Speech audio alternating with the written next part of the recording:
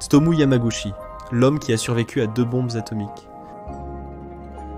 Personne n'incarne mieux le fait de se trouver au mauvais endroit, au mauvais moment, que l'ingénieur japonais Tsutomu Yamaguchi, le premier survivant officiellement reconnu de 2 bombes atomiques. C'était le matin du 6 août 1945, et à seulement 1 mois de la fin de la Seconde Guerre mondiale. Il venait d'achever une mission de 3 mois à Hiroshima, où il travaillait à la conception de pétroliers pour Mitsubishi Heavy Industries. Il était sur le point d'entamer le long voyage en train vers Nagasaki pour retrouver sa femme et son fils nouveau-né, lorsque le jeune homme de 29 ans réalisa qu'il avait oublié son hanko, un tampon d'identification courant au Japon à l'époque. Une fois à bord et en route, il entendit un grondement dans le ciel. Surgissant, il vit un bombardier américain, B-29, passer au-dessus, larguant un petit objet qui descendit vers la ville attaché à 2 parachutes. Le moment d'après, un éclair aveuglant comparable à un flash de magnésium explosa autour de lui. Il eut juste le temps de plonger dans un fossé, avant qu'un bang supersonique ne résonne et que tout devienne noir. Quand Yamaguchi reprit conscience, l'aube était encore enveloppée de ténèbres. La suie et les débris de l'explosion avaient presque éclipsé le soleil du matin. Ses tympans ont éclaté, et son visage ainsi que ses bras brûlaient. Il se trouvait à moins de 2 miles de l'épicentre, et pourtant, miraculeusement, il était vivant. D'autres n'ont pas eu cette chance. Environ 30% de la ville périrent dans l'explosion, et des dizaines de milliers de plus dans les mois suivants. Plus tard, il raconta ses pensées après les bombardements dans une interview britannique. « J'ai vu un énorme pilier de feu en forme de champignon s'élever haut dans le ciel. C'était comme une tornade, mais immobile. Mais il montait et s'étalait horizontalement au sommet. Il y avait une lumière prismatique, changeant en un rythme compliqué, comme les motifs d'un kaléidoscope. La première chose que j'ai faite, c'était de vérifier si mes jambes étaient encore là et si je pouvais les bouger. Je me suis dit, si je reste ici, je vais mourir. Et donc, 2 heures plus tard, Yamaguchi étourdi reprit son chemin vers ce qui restait du chantier naval où il travaillait. Là, il découvrit que 2 de ses collègues, Akira Iwanaga et Kunyoshi Sato, avaient survécu. Incapables de faire autre chose, les 3 passèrent le reste de la journée et la nuit suivante dans un abri anti-aérien, avant de regagner une gare encore en service. Ce qu'ils virent en chemin était tout bonnement cauchemardesque. Des corps jonchaient les rues, et à un moment les 3 hommes durent traverser un fleuve de cadavres, là où un pont s'était effondré. Enfin, ils atteignirent un train rempli de personnes également brûlées, et en état de choc, en route vers leur domicile ou refuge à Nagasaki. Pendant ce temps, en Amérique, le président Truman avait déclaré « Il prendrait le crédit de la bombe atomique » et avertissait le peuple japonais des plans américains, s'ils ne se rendaient pas. S'ils n'acceptent pas nos conditions, ils peuvent s'attendre à un déluge de ruines venu du ciel, comme il n'en a jamais été vu sur cette terre. Après cette attaque aérienne, viendront des forces maritimes et terrestres en nombre et puissance encore jamais vues, et avec l'habileté au combat dont elles sont déjà bien conscientes. Avec ces mots inquiétants résonnant à ses oreilles, Yamaguchi pensa que les chances d'une bombe sur Nagasaki étaient élevées. Mais malgré tout cela, et tout ce qu'il avait enduré en 48 heures, sans parler des graves blessures, Yamaguchi alla réellement travailler le lendemain, le 9 août. Incroyable, le directeur de son agence était en colère contre Yamaguchi, blessé et bandé, pourtant bien présent. Il lui hurla dessus pour avoir perdu ses collègues, et lui dit qu'il avait dû s'imaginer que seule une bombe avait détruit Hiroshima, qu'il était devenu fou.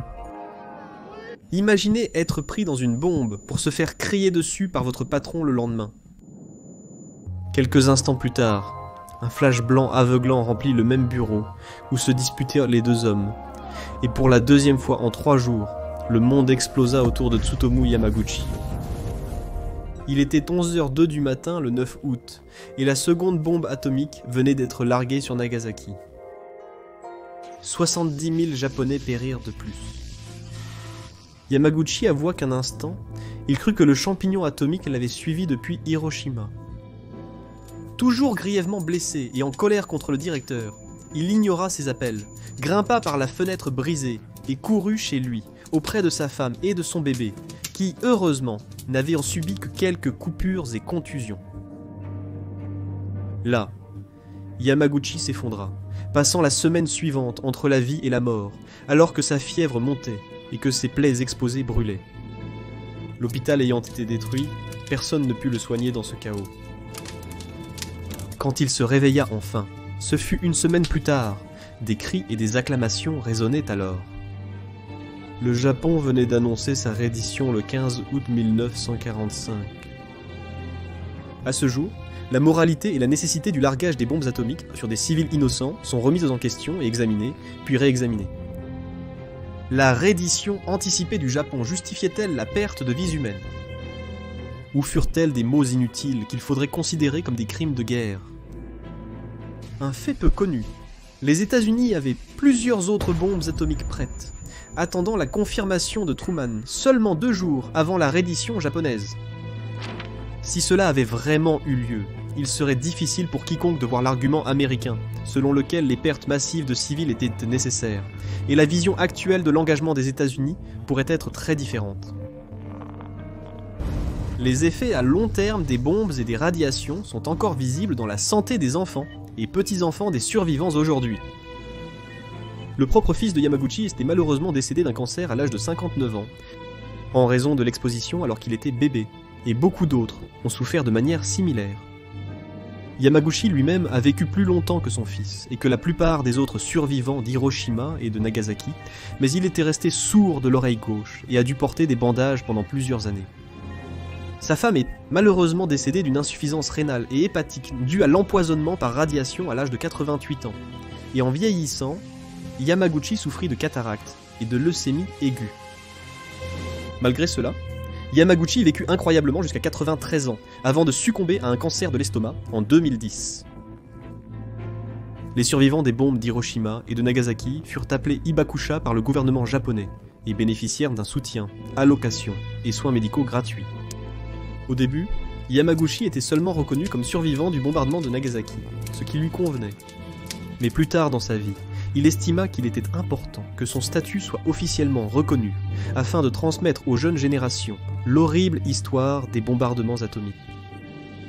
Bien qu'un documentaire de 2016 ait trouvé 165 personnes ayant vécu les 2 bombardements, Tsutomu Yamaguchi est la personne reconnue antérieurement par le gouvernement japonais, après avoir demandé la double reconnaissance en janvier 2009 et obtenu le statut officiel de double survivant 2 mois plus tard, en mars. Plus tard, lorsqu'on lui demanda son avis sur les bombardements, il répondit « Ils auraient pu faire passer leur message en larguant une seule bombe. » Je pense qu'ils étaient pressés de montrer leur supériorité. Cela aurait été acceptable s'ils l'avaient utilisé sur un champ de bataille, mais ils savaient que cela tuerait des femmes, des enfants, des bébés. Comment ont-ils pu faire ça? Bien qu'aujourd'hui nous appelions Tsutomu Yamaguchi l'homme le plus chanceux de l'histoire, il vaudrait peut-être mieux le qualifier d'homme malchanceux chanceux, car il a vu des horreurs que la plupart d'entre nous ne pourraient jamais imaginer.